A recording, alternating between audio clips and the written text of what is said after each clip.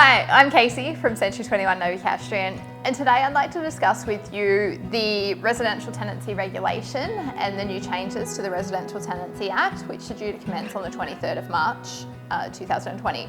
So there have been some extensive changes that do affect all parties involved. So I'm just going to go through them in a little bit of detail with you so you can know what they are, know what our agency is going to do in relation to best practice and how we're going to implement these changes within our office. So this copy, 2019 Tenancies Regulation, we'll go through that. So part one just reads the Standard Residential Tenancy Agreement. So the Standard Residential Tenancy Agreement, the form, the lease as we call it, is due to change. So there's some fairly different changes in there. We'll go through that in a separate video. The condition report, that also is changing. So there's a lot of questions that a property manager has to answer on behalf of the landlord in relation to the property. So we'll go through that in a separate video as well. Just rights and obligations of the landlord, part 3, 8, the disclosure of information. So currently we disclose a lot of information about a property to a tenant when we sign the lease agreement. But there's a couple of extra little points in here. So A, has the property been subject to flooding within the last 5 years? B, is the property of a significant health risk to the tenant? C, is the property listed on the Louisville Asbestos Register? D is, have the property been a scene of a violent crime in the last 5 years? So what is a violent crime?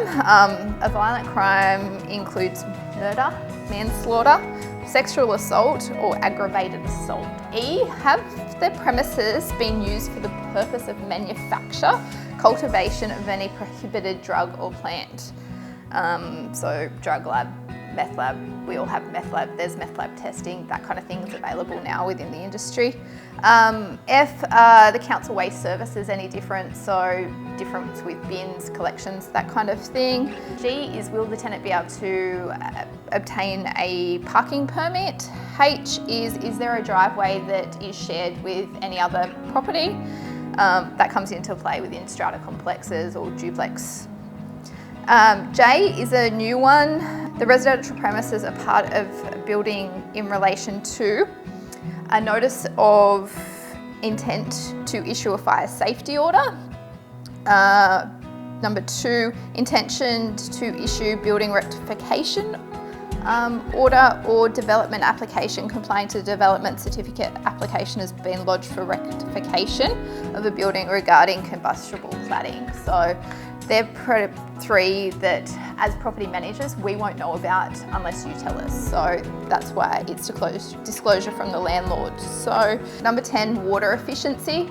There's no real changes to water efficiency. It's still the minimum flow rate. However, from the 23rd of March 2025, toilets will have to have a dual flush system. So that's a bit of a change there. Number 11, additional charges payable for landlord for gas. More applies to bottled gas, and if the bottled gas is only used for a gas heater and there's a charge for supplying those gas bottles and the tenant doesn't use them, then it comes liable and payable by the landlord. Then we go through, so 13, 14 and 15 relates to smoke alarms. We'll do a separate video. There's a lot of details in relation to smoke alarms, so we'll go through that separately. 22, this is a big one. Fixture of alterations, additions and renovations of a residential premises. So basically the tenant needs to seek landlord permission to make any minor adjustments or alterations to the property, but the landlord cannot unnecessarily deny these requests. So the tenant under section 30.6 must make good at the end of tenancy, but what the tenant can do is, so A, secure furniture to a wall of a premises other than a tiled wall. B, fit child-proof latches to gates, insert fly screens is C. D, replace an internal window covering. E, install cord-guided secure blinds. F, install child safety gates. G, install window safety devices.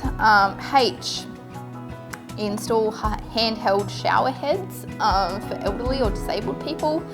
I is installing or replacing hooks, nails and screws. J is installing a carriage service for connecting a phone line. So there's some pretty big changes in relation to what a tenant can do at a property. So that's going to be some interesting times ahead for that one.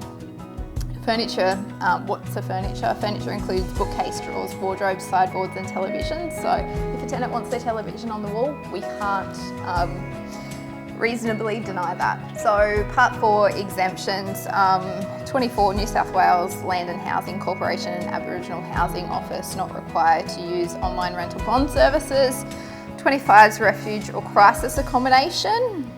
27 relates to equity purchase agreements. So the residential tenancy agreement that's entered into by a tenant with a person that forms part of an equity purchase agreement is exempt from the Operations Act. In this clause, equity purchase agreement means a series of agreements that are included in the residential. Then we come to 32, which is the condition reports from preceding agreements. So with current tenants, if we do a lease renewal, we can use the existing ingoing condition report, which is good.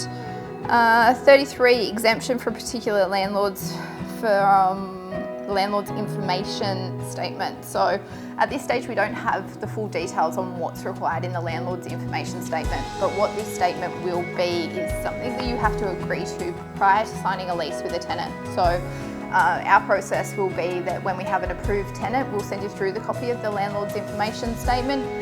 You'll agree to it, reply back to us via email, yes, I agree to the landlord's information statement, and we'll sign on your behalf in the lease for that. 34 relates to electricity supply charges by the tenant. This is more in relation to separately metered, so as long as properties are separately metered, that's fine. It also is in relation to embedded networks. So in some strata complexes these days, they have what's called an embedded electricity network. Now that's where they go and buy the electricity in bulk and then offset the charges to the tenant. So it's just that the electricity comes in the lot name and then is then charged onto the tenant. So that's fine because it's separately metered.